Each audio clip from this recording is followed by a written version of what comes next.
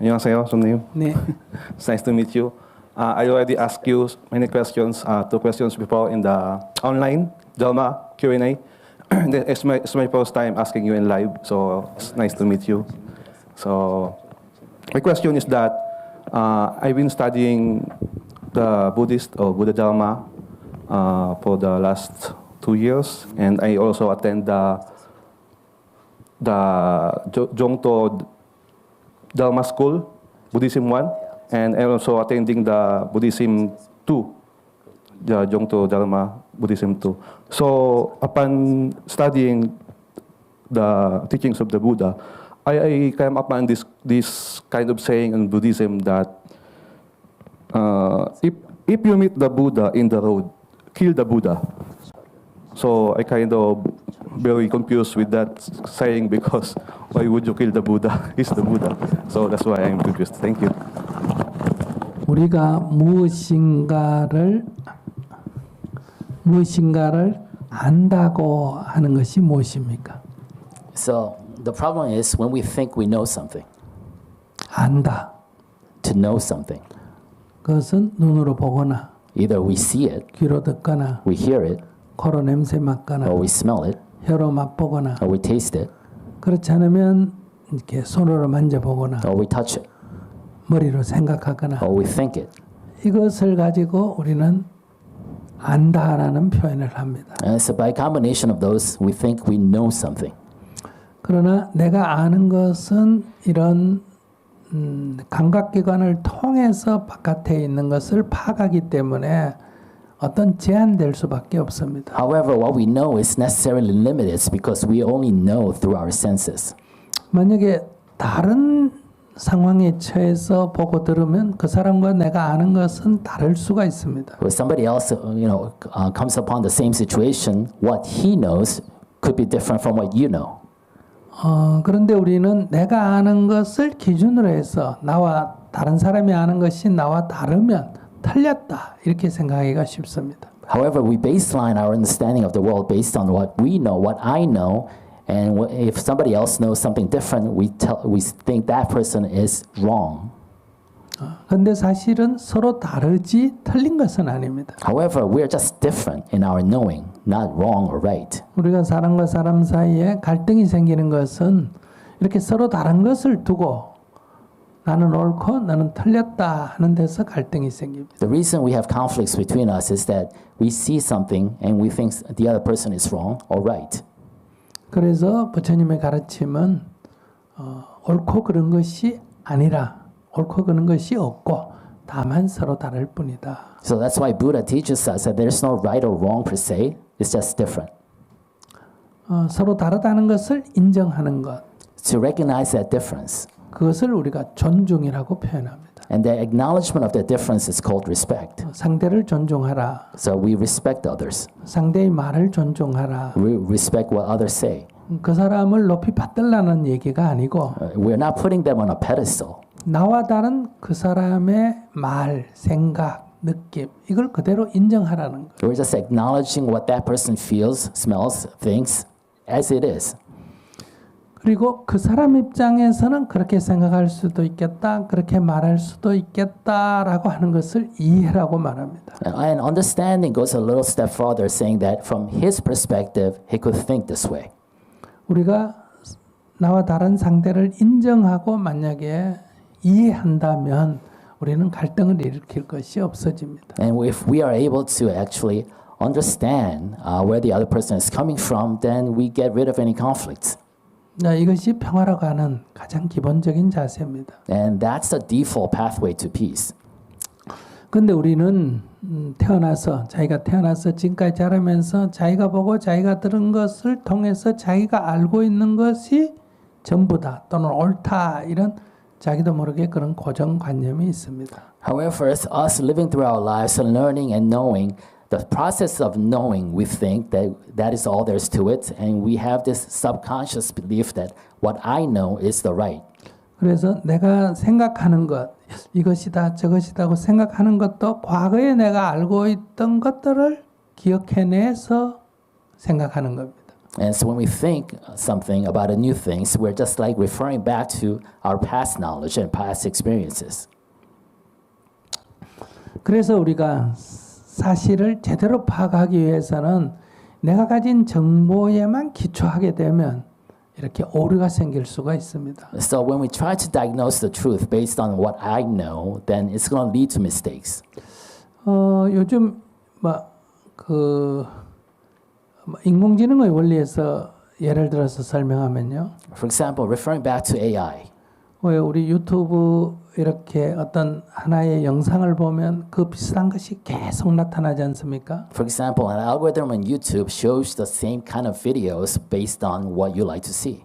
예를 들어서 법륜스님 걸 하나 봤다. Say you watch one of my videos, 그러면 옆에 법륜스님 게 쭉 나옵니다. then all of a sudden it offers up a lot of my videos, other videos. 또 보면 더 많이 나옵니다. And if you watch more of my videos, more frequently it offers 만약에 it up. 우리가 한 10개만 본다고 치면 Say you watch 10 of my videos. 이 화면 전체에 모든 영상이 다 법륜스님 걸로만 나타납니다. Then all the YouTube, the only videos they show you on YouTube is my videos. 그래서 대한민국 이 세계에서 법륜스님이 제일 유명한 걸로 착각하게 됩니다. Then you think that I am the most famous monk in the world. 이런 것하고 성격이 좀 비슷합니다. It's similar to this. 내가 어떤 사람을 미워한다. Say I don't like this person. 그러면 이 머릿 속에서 그 사람하고 관계되는 영상이 계속 떠오릅니다. So if I hate this person, then my head recalls all the videos or incidences related to this person. 그리고 그 사람에 대해서 그 사람이 한 말은 잘못됐고 내가 옳다 이런 생각을 하면 다른 사건 곳곳에서도 그때도 그 사람 잘못했고 내가 옳았고 그때 그 사람 잘못했고 그때 그 사람 잘못했고 이렇게 이 모든 그 사람과의 관계되는 데서 내가 옳고 그 사람이 잘못됐다는 것이 수많은 사건들이 기억이 일어나게 됩니다. And if I have this preconception that I am right, that person is wrong, then all the different instances of experiences in the past with that person and encounter with that person just reminds me of the fact that I am right and he was wrong. 한번 자세히 더 예를 들어 설명하면요. So another example, 부부가 갈등이 있었다. say a couple, a married couple has an issue. 그 남편은 다른 곳으로 갔다. So the husband left and went somewhere else. 혼자 있으니까 내가 조금 억울하다. And so I'm by myself, I feel wrong. 아까 남편이 한 말이 나한테 그렇게 말할 수가 없어 이런 생각이 든다. And I recall how dare he say that to me. 그러면 이걸로 끝나는 것이 아니라 어제 걔가 그런 말할 때도 잘못한 거야. And it doesn't end there. And it actually, I recall back to what he said yesterday that was so wrong.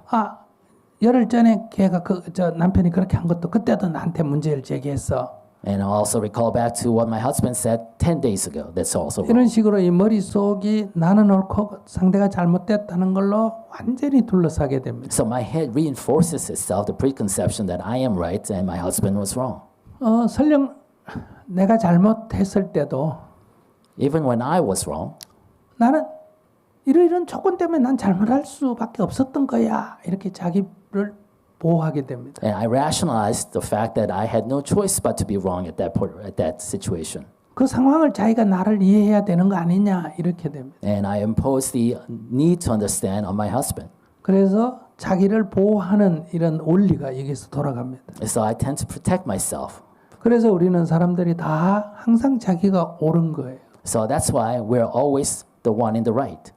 마치 육체가 어떤 외부 환경에서 자기를 방어하는 본능이 있듯이 우리의 이 사고도 항상 자기가 옳았다는 것을 방어하는 그런 본능적인 이 프로그램이 돌아갑니다. Just as we have instinctive need to actually protect ourselves physically from harm, we have the same need to mentally protect ourselves from mental harm by declaring ourselves that we are right. 이것 때문에 내가 옳다는 것이 강하면 강할수록 내 마음속에 분노가 더 커집니다. And the stronger the sense of the right, the bigger your anger 스트레스를 받게 되죠. and the bigger your stress. 그래서 이런 것으로부터 우리가 벗어나려면 And so to escape from this, 이 생각을 멈춰야 합니다. you have to stop your thoughts. 그래서 명상의 핵심은 생각을 멈추는 거예요. And that's why the key to meditation is stopping your thoughts. 근데 실제로 우리가 명상한다 앉아 있으면 생각이 더 많이 일어납니다. But however, if you ever try meditation, you know that a lot more thoughts come to you. 만약에 우리가 명상을 하지 않을 때는 눈으로 이걸 보면 이 생각했다가 저걸 보면 저 생각했다가 이런데 눈을 감고 가만히 앉아 있으면 한 생각을 계속 하게 되는 성질이 있습니다. And if you actually do not meditate, if you see this, then you're focused on that. If you see that, you're focused on that. But if you close your eyes during meditation, a lot of different thoughts, random thoughts come to you.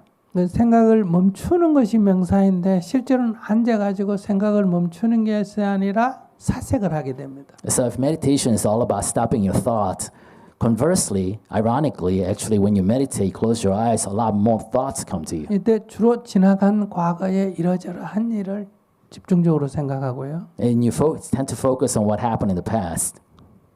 아니면 앞으로 뭘 해야 될 거를 이렇게 생각하게 됩니다. Or you start obsessing over what's going to happen in the future. 근데 생각을 안 해야 된다는 원칙을 갖고 있는데도 계속 생각이 더 세게 일어납니다. So even despite the fact that you know you should stop your thoughts, you get more thoughts.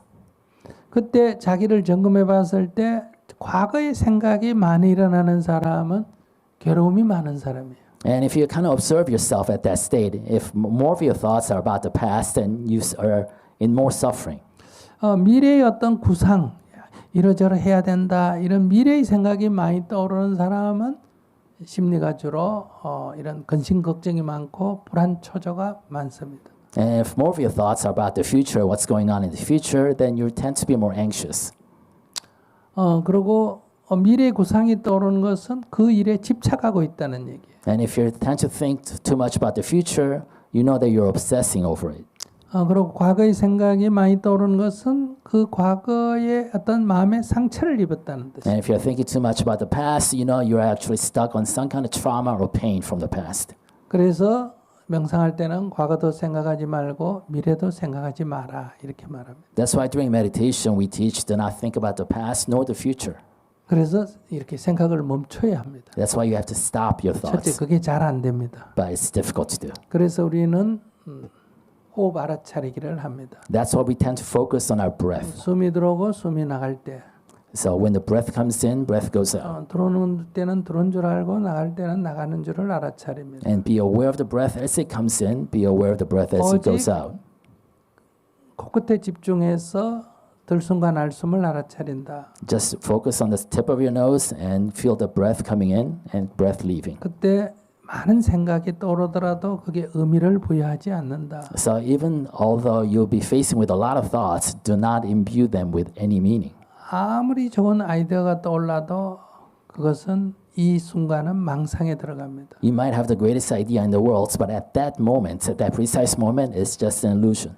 목표가 알아차림, 호흡을 알아차림만 있지 생각은 멈춰야 합니다. So all you are experiencing is the awareness of the breath, not any thoughts.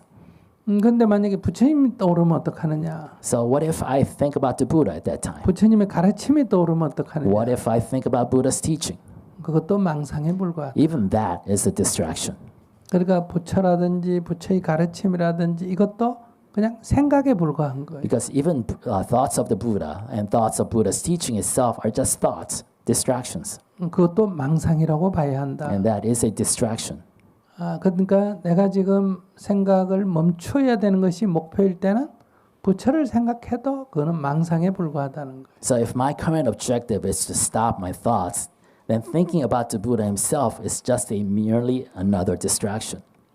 젠 부디즘에서 선불교에서 어떤 화두를 창고할 때 So in Zen Buddhism, when we actually meditate upon a koan, 그 화두만 탐구해야지 부처가 생각나거나 부처의 가르침이 생각나도 그것은 망상에 불과합니다. so you have to investigate just that koan. And if you actually think about the Buddha or his teachings in midst of exploring that koan, it's just a distraction. 이럴 때 부처가 생각나도 그것은 망상이다. So even if you think about the Buddha, that is just a distraction. 스승이 생각나도 그것은 망상이다. Even if you think about your teacher, that is just a distraction.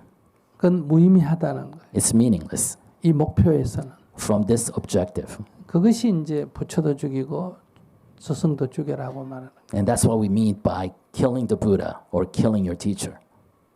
그러니까 뭐 부처를 우리가 일반적으로 말할 때 부모를 죽여라, 스승을 죽여라 이런 뜻이 아니라 이 목표 밖의 거는 아무것도 의미 부여를 하지 않는다. So obviously, we don't mean actual killing. What we are saying that in the context of you trying to get this objective, within the context of this objective, do not be distracted by anything else. 그런데 명상을 할 때 우리는 부처님의 가르침을 생각한다. So say we think about Buddha's teaching in midst of meditation. 화두를 참고할 때 부처님을 생각한다. If we think about the Buddha himself as we explore the koan, 그것은 아무런 의미가 없습니다. it's meaningless. 그건 망상을 피우는 거다. All you're doing is being distracted. 마치 농사를 지을 때 고추를 심었는데 거기 콩이 나 있으면 콩은 잡초에 불과합니다. So example, if you're actually farming for peppers, right, and you get soybeans are just distraction. 콩농사를 지을 때 거기 고추가 나 있으면 고추는 잡초에 불과합니다. Or vice versa, if you're farming for soy and you have peppers, and that's just distraction, that's just weed. 어떤 식물에 잡초라는 것은 없습니다. There's no weed to begin with. 무엇을 목표로 하느냐 그것이 아닌 것은 다 잡초인 겁니다. It's like what you're trying to grow, and anything else is just a weed, distraction. 그러니까 여기서 자기 중심이 그렇게 분명해야 된다는 거예요. So it's important for you to center yourself. 내가 어떤 목표를 정하느냐 그것이 중요하지 부처나 조사나 스승이나 이런 게 중요한 게 아니라. It's the important thing is my objective, what I'm trying to achieve, not what my teacher is, who my teacher or whoever the Buddha is. 그것은 스승이나 부처를 부정한다는 뜻이 아닙니다. So we're not saying you should deny them. 조금 말이 길었습니다. Sorry about the lengthy response there. 근데 여러분들은 명상을 하거나 참선을 할 때 주로 사색을 합니다. 그건 명상이 아닙니다. 사색을 하는 거예요. However, when you engage in meditation, you usually are engaged in thinking. 명상은 생각을 멈추는 겁니다. When it's ironically, meditation is all about stopping your thinking. 근데 멈춰지지가 않습니다. But the thinking doesn't stop. 두 번째는 그래서 그 생각을 의미 부여를 하지 않아야 합니다. That's why second, what you have to do is do not imbue your thinking with any 만약에 meaning. 어머니 생각이 떠오르면 Say you think about your mom, 그것이 어머니와 커피 마셨던 생각으로 이어집니다. and then you think about the last time you had coffee with your mom. 또 어머니가 다음으로 이어집니다. And then you have other incidents, experiences with your mom. 그것은 그 어머니에 대한 의미 부여를 하기 때문에 이게 스토리가 만들어집니다. So you are creating a story based on your different things, experiences, because you are imbuing that story with meaning. 이것을 망상 또는 번뇌라고 말합니다. And that is just distraction.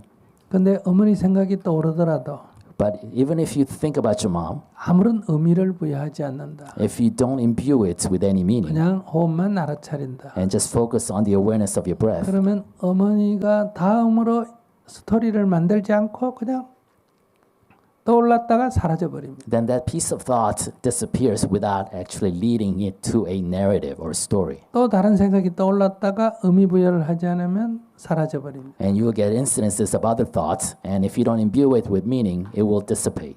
이런 생각이 떠오르지 않아야 된다는 게 아닙니다. So I'm saying you should not have any thoughts, 떠오르는 것은 내가 통제할 수가 없습니다. because just thoughts coming upon you unbidden, you can't control it. 그러나 거기에 아무런 의미 부여를 하지 않습니다. But you can choose not to imbue it with any meaning. 나는 오직 호흡을 알아차린다 하면 호흡만 알아차립니다. I'm just focusing on the awareness of my own breath. 근데 실제로 우리가 해보면 자꾸 스토리를 만듭니다. But if you try this yourself, you know that you actually create your own storytelling. 그래서 여러분들은 이 생각했다가 저 생각했다가 이렇게 사유를 하게 됩니다. And you follow the lead of different stories from here to there, and you start thinking.